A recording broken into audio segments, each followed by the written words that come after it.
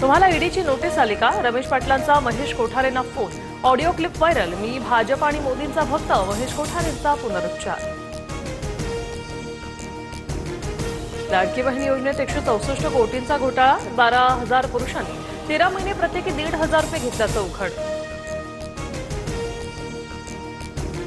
सर्व रुग्णालयात अवयवदानाकरता स्वतंत्र पथक नेमा. केंद्राचे राज्य सरकारना निर्देश. अनेक रुग्ण अवयवदानाच्या प्रतीक्षेत.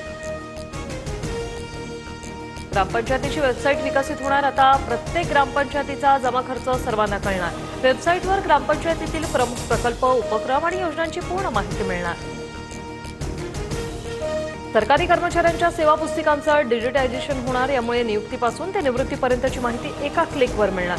यासाठी Maha e human resource management system ही यंत्रणा राबवण्यात येणार.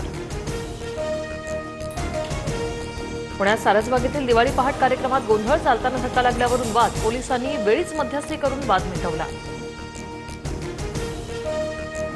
मुंबईतील हवेच्या गुणवत्ता पातळीत घसरण. फटाक्यांच्या धुरामुळे नवी मुंबईतील प्रदूषणात भर. रासायनिक आणि फटाक्यांच्या धुरामुळे हवेची गुणवत्ता आणखी खालावण्याची शक्यता.